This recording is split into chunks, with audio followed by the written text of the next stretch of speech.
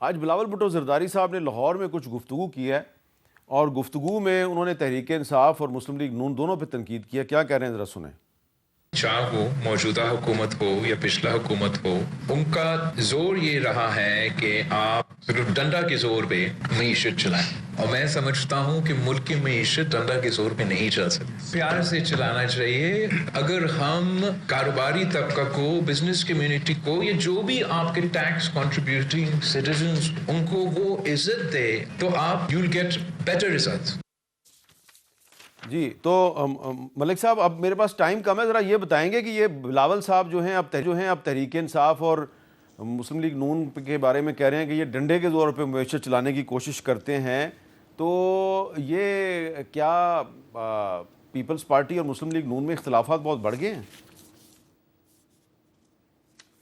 نہیں، میرا نہیں خیال جی. مجھے نہیں پتا کس کانٹیکسٹ میں انہوں نے یہ بات کی ہے. میں تو روز وزیر اعظم بعض مرتبہ دن میں 2 میٹنگز لیتے ہیں معیشت پہ، بعض مرتبہ ہفتے میں 3-4 میٹنگز لیتے ہیں معیشت پہ.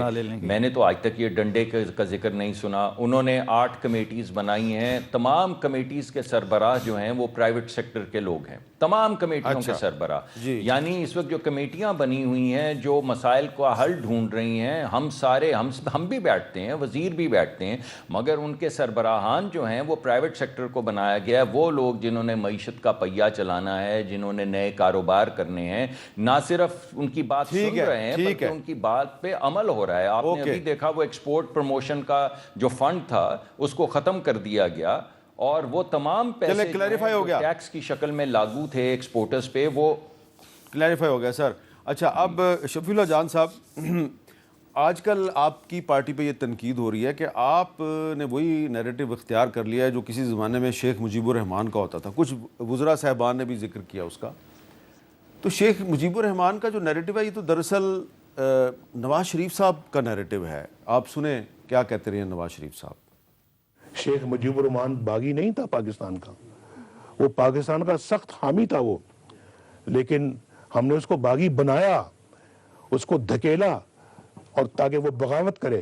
مجیب الرحمان کے ساتھ آپ نے پھر اس کے ساتھ کیا سلوک کیا، اور پھر ایک میجورٹی کو آپ نے رد کیا، اور پھر ایسٹ پاکستان کو علیحدہ ہونے پہ مجبور کیا، بنگلہ دیش بنا دیا. تو شفیع اللہ جان صاحب اب نواز شریف صاحب کے نیریٹو کو تحریک انصاف نے اپنا لیا. یہ آپ تو بڑے ان پہ تنقید کرتے ہیں نواز شریف صاحب. دیکھیے ڈی جی آئی ایس پیاز صاحب نے ان کو غدار قرار دیا. اب ان کی اکارڈنگ پھر تو نواز شریف صاحب کا بھی وہی چیزیں امپلیمنٹ ہوتی ہے جو وہ ہمارے اوپر امپلیمنٹ کر رہے ہیں. آپ کے شو پہ وزیر دفاع خواجہ آصف نے خود کہا ہے کہ جی شیخ مجیب الرحمان جو تھا وہ غدار نہیں تھا. تو اگر خواجہ آصف نے کہا ہے اور نواز شریف نے کہا ہے، وہ آئینی طور پہ ان کا باس بنتا ہے. اب آپ دیکھیں تو جب پہلے وہ کرتے تھے یہ بات، جب یہ نواز شریف صاحب نے جب یہ بات کی تھی اس وقت تحریک انصاف کی حکومت تھی، اور یہ بات کرنے پہ کہ تم شیخ مجیب کا ذکر کیوں کرتے ہو، نواز شریف صاحب کے بیانات، انٹرویوز، تصویر پہ بین لگ گیا تھا میڈیا میں. تو اب آپ نے وہی نیریٹو اختیار کر لیا، تو یہ غلط نہیں ہے؟ دیکھیے جی، ان کے شیخ مجیب الرحمان کوئی معنی نہیں رکھتا ان کے لیے. مسئلہ سارا عمران خان سے ہے. عمران خان ان سے زیادہ پاپولر ہو گیا. اگر نواز شریف شیخ مجیب کا نام لے تو غلط ہے، اگر عمران خان شیخ مجیب کا نام لے تو وہ ٹھیک ہے. عمران خان صاحب ان سے پاپولر ہو گیا. ان کو یہ سمجھ نہیں آ رہی کہ اب کریں تو کیا کریں. وہ عمران خان کا خوف انہیں کھا رہا ہے، کیونکہ انہوں نے تصویر بین، اس کی آواز بین، اب اس کے بیانات پہ پابندی، جو کرنا تھا کر لیا، لیکن اس کی پاپولیرٹی بڑھ رہی ہے اور وہی خوف ان کو کھا رہا ہے. اچھا، تو اگر اس کی پاپولیرٹی بڑھ رہی ہے تو مصدق ملک صاحب پھر آپ کچھ خوف زدہ ہیں یا نہیں ہیں کہ بہت پاپولر ہو گئے عمران خان صاحب؟ ابھی میر صاحب ابھی الیکشن میں 13 سیٹوں پہ الیکشن ہوا، رزلٹ آپ کے سامنے ہیں. ان میں سے 2 سیٹیں ایسی ہیں جن پہ الیکشن ان کے صوبے میں ان کی ایڈمنسٹریشن کے تحت ہوا ہے.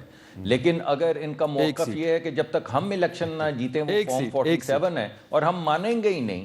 اگر آپ کو شکست فاش بھی ہو جائے تو آپ کہیں ہم نہیں مانیں گے، تو یہ کیا بات ہے؟ میں ایک کویسچن چھوڑ رہا ہوں آپ کے پاس. جو NA18 کا ہری پور میں الیکشن ہوا، اس کے فارم 45 آپ کے پاس بھی ہوں گے، ہمارے پاس بھی ہے.